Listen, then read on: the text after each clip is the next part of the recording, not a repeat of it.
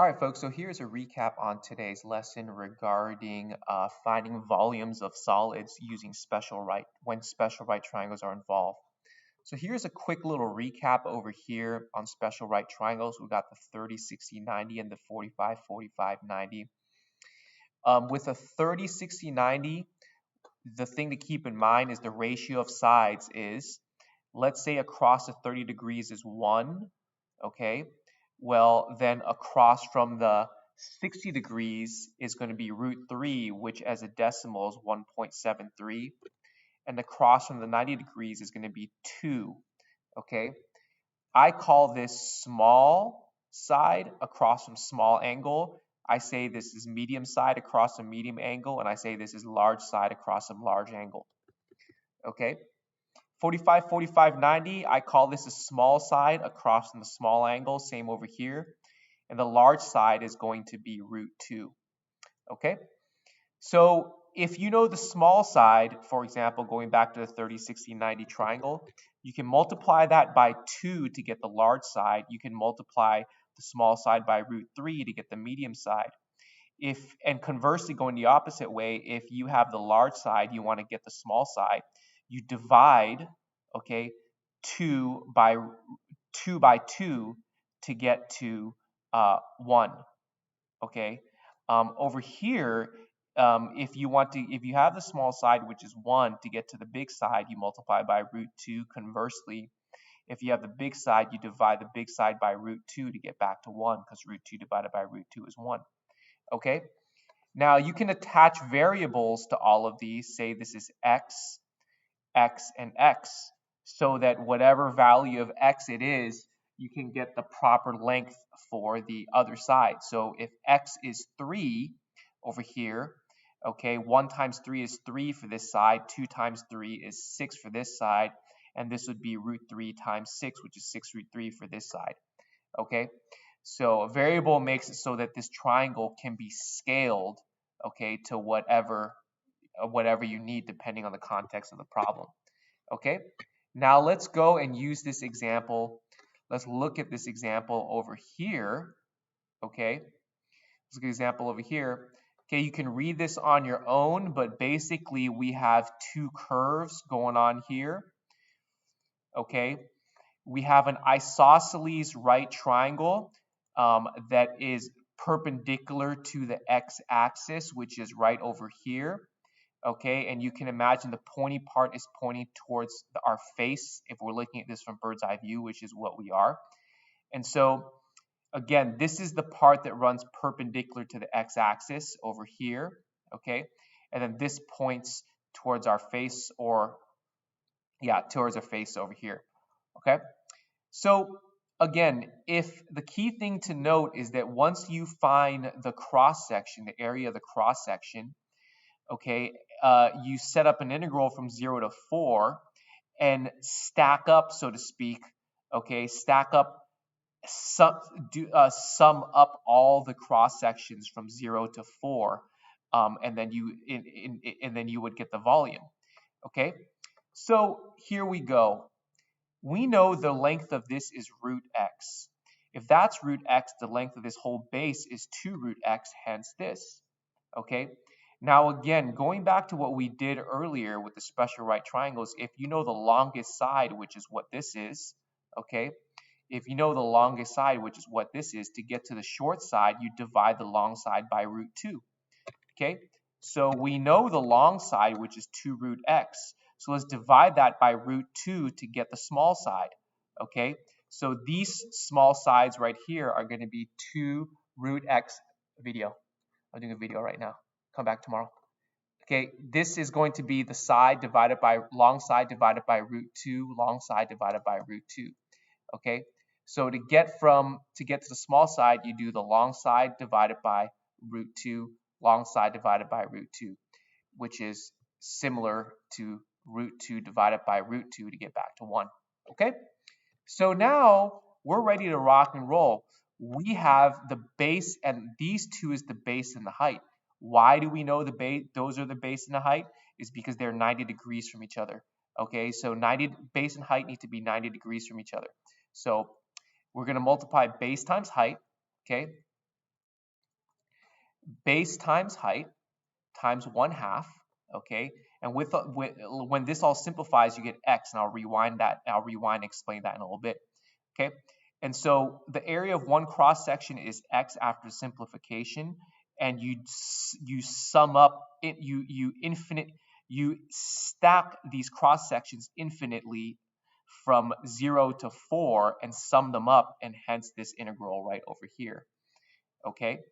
Now, how did this whole thing become x? Because root 2 times root 2 is a clean 2, times 2 is 4. 2 times 2 up top is 4, okay? So again, root 2 times root 2 is a clean 2, times 2 is 4. 2 times 2 is 4 on top. 4 divided by 4 is just a clean 1. Root x times root x is just x, okay? Root x times root x is just x, okay? Let's look at this alternate method over here that they have down here, okay?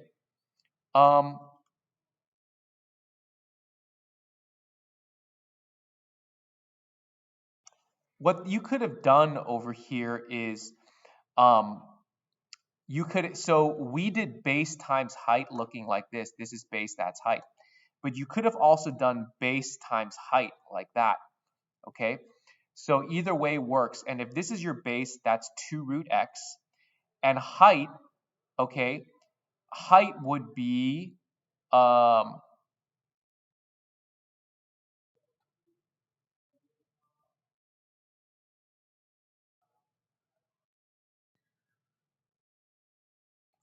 duh.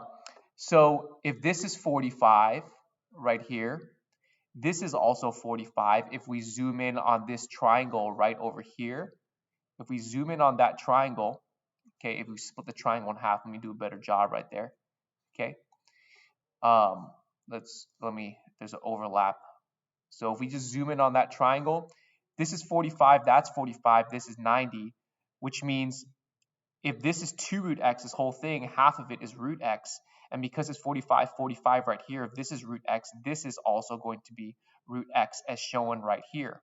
So this height right here is going to be root x. So our base is 2 root x, which is the blue, okay? Our height is root x, okay? And we times it by half, and we still get x. And then you just put this x in the integral like we did over here. So either way, whether you treat, okay, whether you use, whether you use base times height this way or base times height this way, you still get x. Okay, 2 more examples, I believe, folks. Let's look over here. So we have 2 curves over here, okay, which is this orange, these oranges, okay? And then now we have an equilateral triangle, okay? So we still have the triangle going perpendicular, but this time it's equilateral, okay? So the height from here to here is going to be this function over here, okay? It's going to be 2 root 4 minus x squared, okay? Because that gives the y coordinate, the y value from green to green, or the distance from green to green. But you have to double that for the whole base, okay? So instead of 2 root 4 minus x squared, it's going to be 4 root 4 minus x squared, okay? And this is not a minus 1. This is just to show it so you can just so that there's no confusion. Let's ignore this, okay?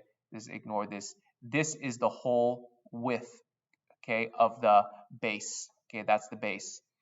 Okay, so now we have an equilateral triangle, which is 60, 60, and 30 plus 30 is 60.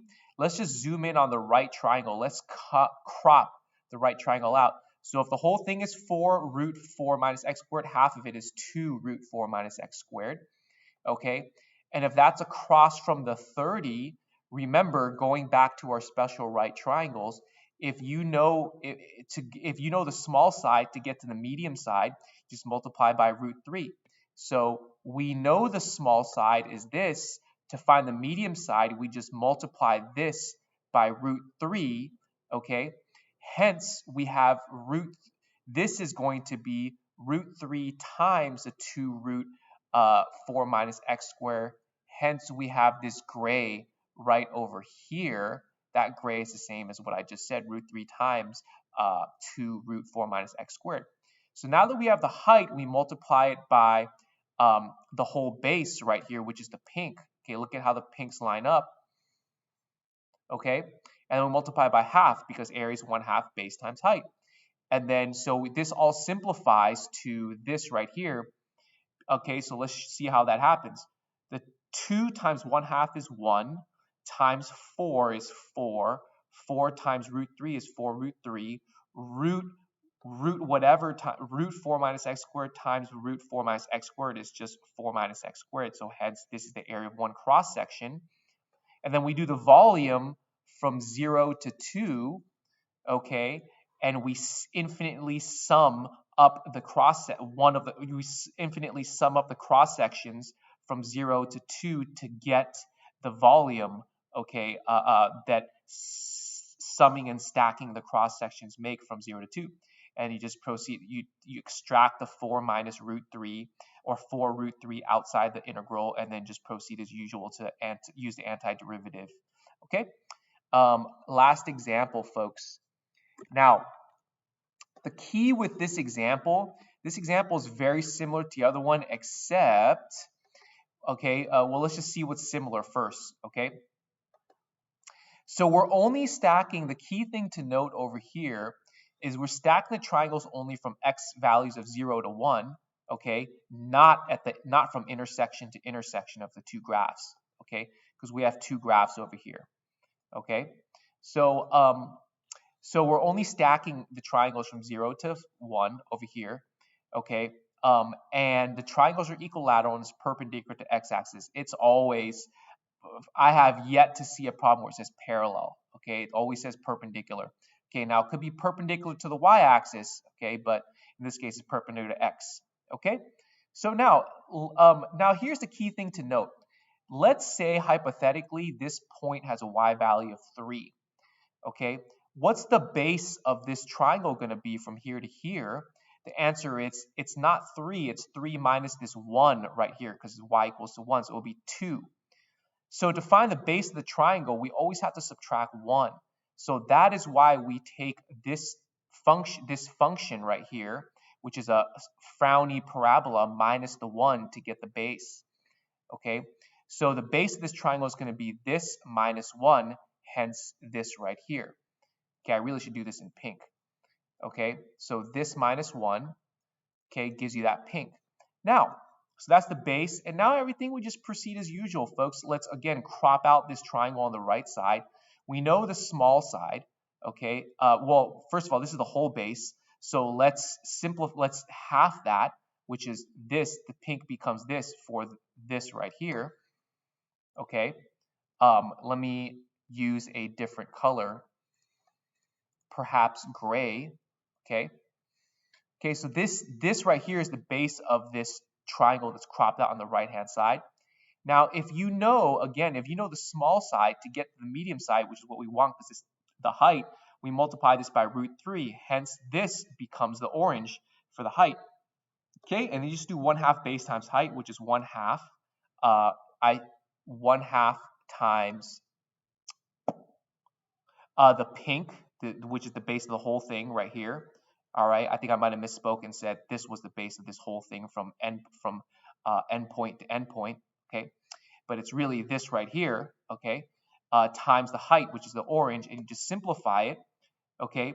1/2 times 2 is 1, okay? And